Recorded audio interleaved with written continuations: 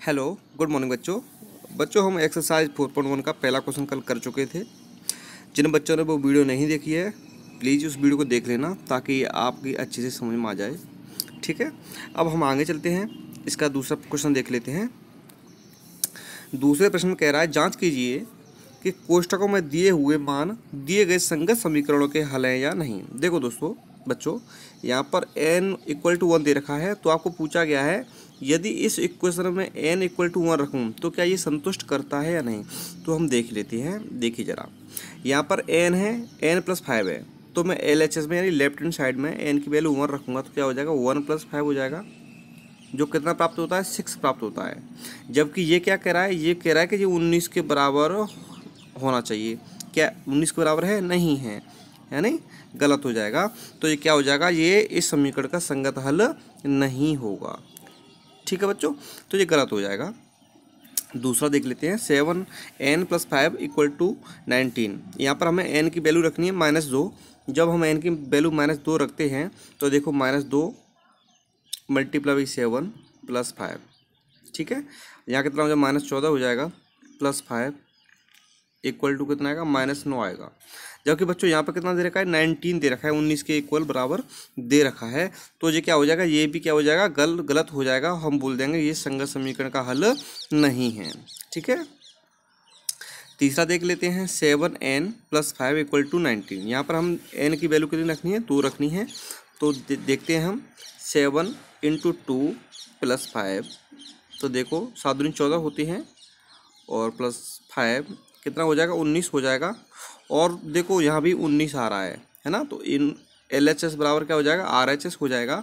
तो हम कह सकते हैं कि जो n बराबर 2 है संगत समीकरण का हल है।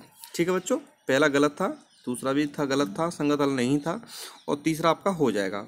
इस तरह से हम चौथा देख लेते हैं, p इक्वल हमें 1 रखना है। ठीक है, वो रखना है। तो देखो 4 इंटू 1 -3, तो 4 -3 और 4 में से 3 जाएगा तो कितना बचेगा 1 बचेगा। जबकि ये क्या कह रहा है 13 बचना चाहिए, यानी ये भी क्या हो जाएगा संगत समीकरण का हल नहीं होगा। ठीक है बच्चों, आगे चलते हैं। 4p minus 3 equal to 30।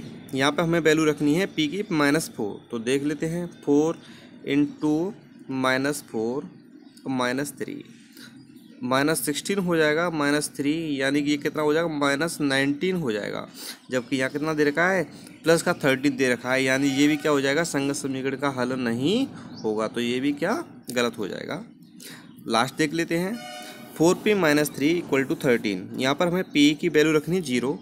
तो जब हम p की वैल्यू 0 रखते हैं तो ये क्या हो जाएगा, ये वाली टर्म 0 हो जाएगी और ये क्या बचेगा -3 बचेगा। और एक सामने क्या दे रखा है 13 दे रखा है, चूँकि -3 नॉट इक्वल टू 13, देन ये संगत समीकरण का हल नहीं होगा।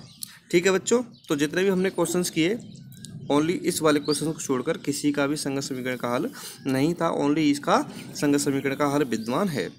ठीक है बच्चों, अब हम आगे चलते हैं। अब देखें क्वेश्चन नंबर 3, प्रयत्न और भूल विधि से निम्नलिखित समीकरण को हल कीजिए। तो बच्चों हमें इसे कैसे करना है, हम डायरेक्ट भी निकाल सकते हैं। डायरेक्ट कैसे निकाल सकते हैं कि 2 को उधर ले जाएंगे इस साइड में, तो माइनस का हो जाएगा, 17 में से 2 जाएंगे तो 15 बचेंगे, 5 का डिवाइड कर दो तो p की वैल्यू कितनी आ जाएगी 3 आ जाएगी। लेकिन हमें डायरेक्ट नहीं करना, क्योंकि हमें बोला गया है प्रयत्न और भूल विधि से। और प्रयत्न और भूल विधि क्या होती है, पहले इसमें क्या करते हैं हम वैल्यू रखेंगे। जैसे मैं p की जगह पर 0 रखता हूँ, तो मैं 0 रखूँगा तो ये क्या हो जाएगा 0 हो जाएगा +2 इक्वल टू 70, है ना। तो जो नॉट इक्वल है तो मैंने नॉट इक्वल लगा दिया। जब मैं 1 रखूँगा तो क्या हो जाएगा 5 + 2 17, क्या ये 5 + 2 7 है, और ये 17 है क्या इक्वल है, नहीं है, तो ये भी नॉट इक्वल टू हो जाएगा। अब मैं 3 रखूँगा तो कितना हो जाएगा 5 × 3 + 2, तो 5 × 15 15 2 17, और 17 ये हमें कितना दे रखा है उसमें, ये इक्वल हो जाएगा। तो इसकी वैल्यू कितनी आ जाएगी, p की वैल्यू आपकी आ जाएगी 3, है ना। तो हमने प्रयत्न और भूल विधि से ये आसानी से निकाल लिया। ठीक है बच्चों, तो जो नेक्स्ट क्वेश्चन है आपका सेकंड वाला, इसको आप करना ऐसे ही करना है आपको। पहले आप 1 रखेंगे, फिर 2 रखेंगे, फिर 3 रखेंगे, फिर 4 रखेंगे, है ना बच्चों। फिर आप 5 रखेंगे, फिर 6 रखेंगे, 6 रखेंगे तो ये आपका आंसर आ जाएगा। ठीक है बच्चों, अब आगे चलते हैं क्वेश्चन नंबर 4 की तरफ। निम्नलिखित कथनों के लिए समीकरण दीजिए। अब देखो बच्चों में क्या करना है, ये कह रहा है संख्याओं x और 4 का योग 9 है। तो देखो x और 4 का योग कितना है, 9 है। तो ये बन गया समीकरण, बहुत सिंपल है कि नहीं। नेक्स्ट देख लेते हैं, 22 में से 2 घटाने पर 8 प्राप्त होता है। तो देखो 22 में से 2 घटाने पर हमें 8 प्राप्त होता है। कितना सिंपल है, बहुत ही चीज़ है ना। a का 10 गुना 70 है। तो देखो a का 10 गुना यानी 10a कितना है, 70 है। तो ये भी क्या हो गया, अपना निकल आया। नेक्स्ट देख लेते हैं, संख्या b को 5 से भाग देने पर 6 प्राप्त होता है। तो देखो संख्या b को 5 से भाग देने पर 6 प्राप्त होता है। तो हमारा ये क्या बन गया, समीकरण बन गया। 5वां देख लेते हैं, t का 3/4 15 है। तो देखो t का 3/4 कितना है, 15 है। बहुत इजी है कि नहीं है। 6वां देख लेते हैं, m का 7 गुना और 7 का योगफल उसको 77 बना देता है। देखो m का 7 गुना और उसमें 7 जोड़ दी जाए तो कितना बनता है, 77 बन जाता है। ठीक है।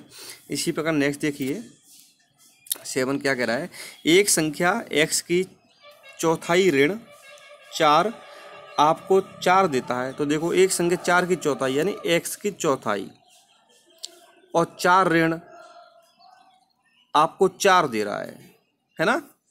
इजी है कि नहीं है। नेक्स्ट देखिए 8वां, यदि आप 22 के 6 गुने में से 6 घटाएं। तो देखो बच्चों 22 के 6 गुने में से 6 घटाएं तो आपको 60 प्राप्त होता है। तो देखो 60 प्राप्त हो गया। कितना इजी है, मज़ा आ रहा है नहीं आ रहा। देखिए नेक्स्ट 9th, यदि आप z के 1/3 में 3 जोड़ें। तो देखो z के 1/3 में मतलब 3 का भाग दे दो, मैं 3 जोड़ें, 3 जोड़ दिए तो आपको 30 प्राप्त होता है। तो जब अपना निकल आया है ना बच्चों।